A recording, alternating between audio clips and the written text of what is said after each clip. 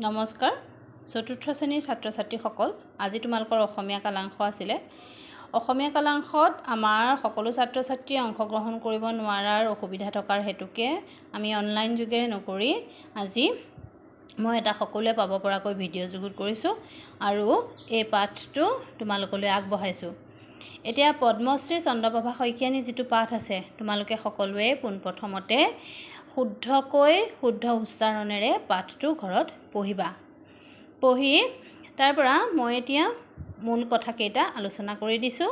এই ভিডিঅ'টো সকলোৱে ভালদৰে চাবা আৰু টান শব্দকেইটাৰ অৰ্থ আমি শিকিব লাগিব, জানিব লাগিব। এতিয়া আমাৰ পাঠটোৰ নাম হ'ল পদ্মশ্ৰী চন্দ্ৰপ্ৰভা শইকীয়ানী। চন্দ্ৰপ্ৰভা শইকীয়ানী কি উপাধি দিয়া হৈছে? পদ্মশ্ৰী উপাধি প্ৰদান কৰা হৈছে। পদ্মশ্ৰী উপাধি মানে কি জানানে? পদ্মশ্ৰী হ'ল ভাৰত চৰকাৰে নিৰ্দিষ্ট কিছুমান বিষয়ত দক্ষতা থকা কিছুমান লোকলৈ আগবঢ়োৱা এটি বঁটা। 1954 চনৰ পৰা এই পদ্মশ্ৰী বঁটা প্ৰদান কৰা হৈছিলে। এই পদ্মশ্ৰী বঁটাৰ বিষয়ে তোমালোকৰ এই পদ্মশ্ৰী বুলি নহয়, পদ্ম উপাধিযুক্ত 3টা বঁটা ভাৰত চৰকাৰে প্ৰদান কৰে। এই প্ৰদান কৰা অনুষ্ঠানটো 1954 চনৰ পৰা হয়। খুব সুন্দৰকৈ ইয়াত লিখা আছে চোৱা। যিসকল ব্যক্তিৰ সাহিত্য, সংস্কৃতি, ক্ৰীড়া আৰু মানৱ সেৱা আদি বিভিন্ন দিশত তেওঁলোকে খ্যাতি অৰ্জন কৰিছে, বিভিন্ন দিশত তেওঁলোকে কি কৰিছে, বিভিন্ন বৰঙণি আগবঢ়াই গৈছে, সেই লোকসকলক কি কৰা হয়? এই উপাধি বা এই সন্মান দিয়া হয় আৰু 1954 চনৰ পৰা এই সন্মান আগবঢ়োৱা হৈছে। আৰু এই পদ্ম সন্মান অৰ্থাৎ পদ্ম শব্দটো আগত থকা অৰ্থাৎ পদ্ম সন্মান ক্ৰমান্বয়ে 3টা সন্মান পদ্মযুক্ত পূৰ্বতে পদ্মযুক্ত 3টা সন্মান ভাৰত চৰকাৰে প্ৰদান কৰিছে। এটা হ'ল কি, যেনেধৰণে পদ্মশ্ৰী তেনেধৰণে এটা দিয়ে পদ্মবিভূষণ আৰু এটা দিয়ে পদ্মভূষণ। উপাধিটোৰ আগত এটা মানে পদ্ম থাকে। পদ্মৰ এটা ভূষণ, এটা বিভূষণ আৰু এটা পদ্মশ্ৰী। আৰু এই বঁটাটোত কি হৈছে, এটা পদুম ফুলৰ যিটো প্ৰতীক থাকে, পদ্ম মানে পদুম ফুল নহয় জানো, সেই পদুম ফুলৰ প্ৰতীকটোত আৰু সেই পদুম ফুলটোত কি হৈছে, পাহি 5টা পাহিযুক্ত পদুম ফুলৰ প্ৰতীক থাকে। আৰু এটা বিশেষ নিৰ্দিষ্ট এই অনুষ্ঠান বঁটাটো প্ৰদান কৰিবৰ কাৰণে এটা বিশেষ অনুষ্ঠান পতা হয় আৰু সেই অনুষ্ঠানটোত ৰাষ্ট্ৰপতিয়ে এই পদক দিয়ে। গম পাইছা? এতিয়া আমি যিগৰাকী নাৰীৰ বিষয়ে পঢ়িবলৈ পাইছোঁ, সেই নাৰীগৰাকীও এই পদ্মশ্ৰী উপাধিপ্ৰাপ্ত, তাৰমানে ভাৰত চৰকাৰে তেখেতক এই সন্মানটো প্ৰদান কৰিছে। গতিকে সেই পদ্মশ্ৰী উপাধিপ্ৰাপ্ত চন্দ্ৰপ্ৰভা শইকীয়ানীনো কোন? তেওঁনো কি বৰঙণি আগবঢ়াইছে সেই বিষয়ে আমি এই পাঠটোত পঢ়িবলৈ পাম। এইগৰাকী হ'ল চন্দ্ৰপ্ৰভা শইকীয়ানী বাইদেউ।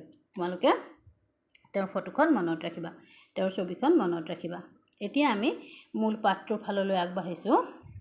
1901 চনৰ 15 মাৰ্চৰ বৰপেটা জিলাৰ বজালিৰ দৈশিঙৰি গাঁৱত চন্দ্ৰপ্ৰভা শইকীয়ানীৰ জন্ম হয়।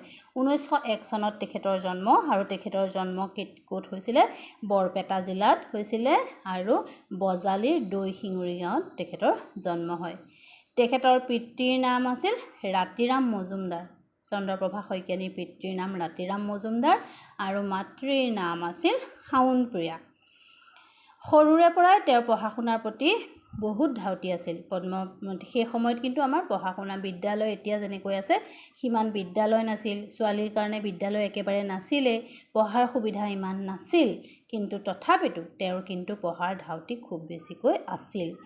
কষ্ট সহিষ্ণু, নিৰ্ভীক, এই প্ৰত্যেকটো শব্দৰ অৰ্থ আমি জানিব লাগিব। কষ্ট সহিষ্ণু, যোনে কষ্ট সহ্য কৰিব পাৰে, হয়নে? নিৰ্ভীক, কালৈকো ভয় নকৰা। তেওঁৰ কি হৈছে, মনত সাহস যথেষ্ট বিদ্যমান। তেওঁ নিৰ্ভীক, আত্মনিৰ্ভৰশীল আৰু সম্পূৰ্ণৰূপে নিজৰ ওপৰত তেওঁ নিৰ্ভৰশীল। চন্দ্ৰপ্ৰভাই নানা ঘাত প্ৰতিঘাত মানে কি, বিভিন্ন অসুবিধা বিভিন্ন দুখ সংশয়ৰ মাজত কি কৰিছে, যেনে তেনে কি কৰিছিলে, তেওঁ নৰ্মাল পাছ কৰিছিলে। নৰ্মাল কি হয় জানানে? তেতিয়া শিক্ষকতা কৰিবৰ কাৰণে লোৱা এটা কি হৈছে, বিশেষভাৱে প্ৰশিক্ষণ। এবছৰীয়া থাকে বা কোনো সময়ত 2 বছৰীয়া হৈছিলে, কোনো সময়ত 1 বছৰীয়া, এইবোৰ সময় অনুসাৰে সেইবোৰ পাছত গম পাবা। সেই নৰ্মাল পাছ কৰিছিলে তেওঁ, আৰু নৰ্মাল পাছ কৰি তেওঁ কি কৰিছিলে, বৰটো বজালিপাৰাৰ বালিকা স্কুলত তেওঁ শিক্ষয়িত্ৰী আৰু তেজপুৰৰ বালিকা মজলীয়া স্কুলত তেওঁ প্ৰধান শিক্ষয়িত্ৰী হৈছিল।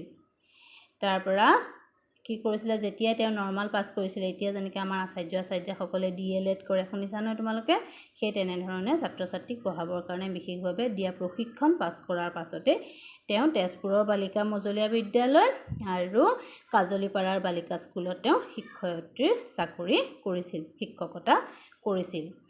চন্দ্ৰপ্ৰভা শইকীয়ানীয়ে সেই সময়ৰ পৰা আন্দোলন, সেই সময়তে আকৌ আমাৰ দেশখন স্বাধীন নাছিল, ব্ৰিটিছৰ তলতীয়া আছিল, আৰু ব্ৰিটিছৰ পৰা আমাৰ দেশ উদ্ধাৰ কৰিবৰ কাৰণে বহুত কি হৈছিলে, বিপ্লৱ কৰিব লগা হৈছিলে আৰু আন্দোলন কৰিব লগা হৈছিলে। চন্দ্ৰপ্ৰভা শইকীয়ানীয়েও কি কৰিছিলে, সেই আন্দোলনত উঠি পৰি লাগিছিল, আৰু তেওঁ সেই আন্দোলনৰ সম্পৰ্কত যিবোৰ সভা সমিতি হৈছিল, সেই সভা সমিতিবোৰত যোগ দিছিল। কোনো সময়ত কি কৰিছিলে, সেই সময়ত তেওঁ সভা সমিতিত যোগ দি ফুৰিছিল, আৰু সেই সময়ত নাৰী সমাজখন কি আছিলে, বৰ পিছ পৰি থকা ধৰণৰ আছিলে, আৰু স্ত্ৰী শিক্ষা প্ৰসাৰৰ কাৰণে তেওঁ বহুত বৰঙণি আগবঢ়াই গৈছিল। তাৰ বাবে তেওঁ বালিকা স্কুলো পাতি দিছিল, আৰু বাট পথৰ সূচন নথকা গাঁও অঞ্চলত চাইকেল চলাই চন্দ্ৰপ্ৰভাই মহিলাসকলক সমাজলৈ উলিয়াই আনি 1926 চনত, এতিয়া যিখন মহিলা সমিতি আছে হয়নে, আমাৰ যিবোৰ মহিলা সমিতি আছে তোমালোকৰ মাহত যায় হয়নে, সেই মহিলা সমিতিখন কেতিয়া হয়, 1926 চনতেই চন্দ্ৰপ্ৰভা শইকীয়ানীয়ে এই মহিলা সমিতি গঠন কৰিছিল, যিখন নেকি এতিয়াও আমাৰ সমাজত আছে।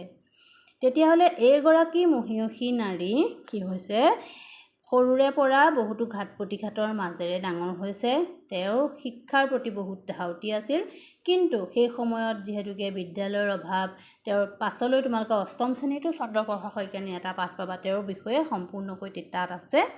তেওঁ বহু স্কুললৈ যাবলৈ অভাৱ, কেইশ্ৰেণীমান পঢ়ি পেলাই তাৰ পৰা আকৌ স্কুল নাই, আকৌ বহুত কিলোমিটাৰ বাট খোজকাঢ়ি স্কুল যাব লাগে, তেনেধৰণে তেওঁলোক বাই ভনী দুগৰাকীয়ে শিক্ষাসাং কৰিছিল, আৰু পাছত তেওঁ নৰ্মাল পাছ কৰি স্কুলীয়া চাকৰিটো অংশগ্ৰহণ কৰিছিল। কিন্তু সেই সময়ত যে আন্দোলন চলি আছিল, সেই আন্দোলনত অংশগ্ৰহণ কৰিবৰ কাৰণে বহুত সময়ত তেওঁ চাকৰি এৰি দিছিল, আৰু পাছলৈ তেওঁ বিশেষকৈ মহিলাসকলৰ উন্নতিৰ কাৰণে বহুত চেষ্টা কৰিছিল, বিদ্যালয় স্থাপন কৰিছিল মহিলাসকলে পঢ়িব পৰাকৈ।